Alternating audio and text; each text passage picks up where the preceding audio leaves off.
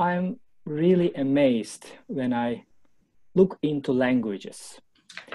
I did this for about 9 months when my wife was pregnant for our first kid, and our intention was to raise a bilingual baby child.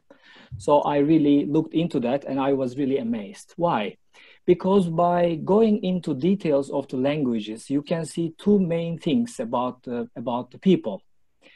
First one is the history. You can go back and you can see the history of that nation by following up the language differences, language metamorphoses. And the second one is the culture, because looking at which words are used, which words are shared with neighbor countries, which words are traveled from one nation to another, you can actually very interestingly find out a lot of things about that nation. So it comes always fascinating to me. Tonight, dear Toastmasters, I will talk about Turkish language. It's my mother language, but I have to confess, I learned a lot myself with this short research. Let me start with talking a little bit of history of that. So you can think Turkey is in southeast of Europe. So you can say, hey, maybe Turkish language is directly linked to European languages. But Turkey is also in northwest of Middle East. So you can also say, maybe it's connected to Arabic group of languages. I have to say both of them are not correct. Turkish is under Ural-Altaic language family, and it's sisters to Mongolian, Japanese, and Korean, interesting enough. And I would say cousins to Hungarian, Finnish, and Estonian. So this was quite interesting to me as well, that I also found out there are really grammatical resemblance between these Hungarian, for example, to Turkish. But you can also see that Indian European language family is coming totally from a different path. So after Turkish groups moved into Anatolia, the Ottoman Empire was formed, and they were, really kings of this area for more than 600 years. And interestingly, there were two levels of language under Ottoman Empire. One is the palace, the elite intellectual language, and the other one is the street language.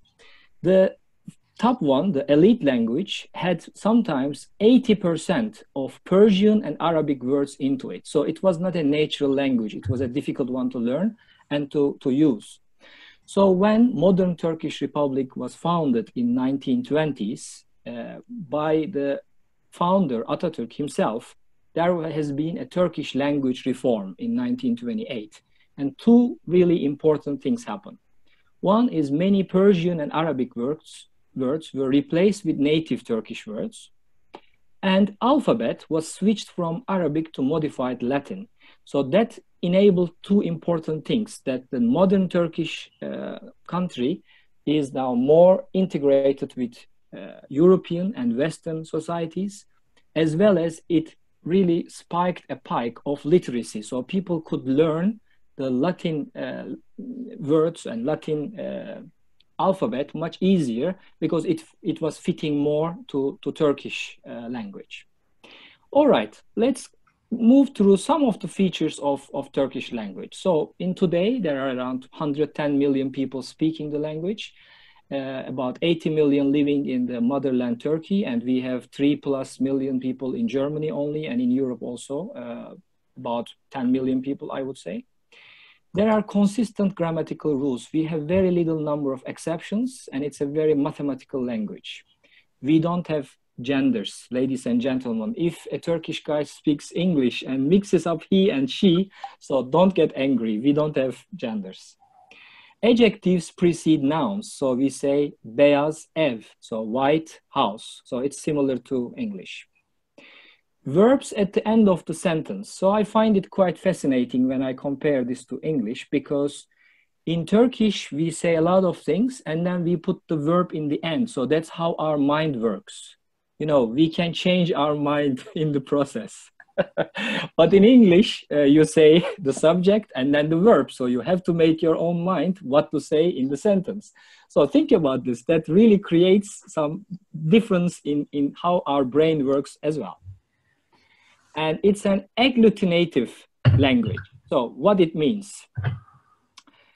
Here is an example. That means that we have a source of the word, and then we are adding some little pieces of letters, group of words, to make different meanings. Let's see. Terbiye means good manners. Terbiyesiz means without good manners. Terbiyesizlik means rudeness, the noun form. Terbiyesizlikleri means their rudeness. Now we have added the pronoun.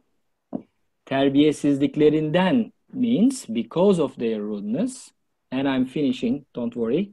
Terbiyesizliklerindenmiş means I gather it's because of their rudeness. You can see an English sentence of 6 or more words can be coupled up to one word in Turkish.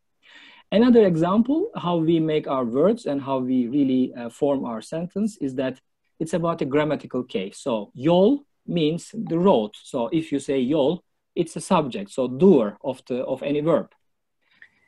Yolun is the of the road, so genitive form.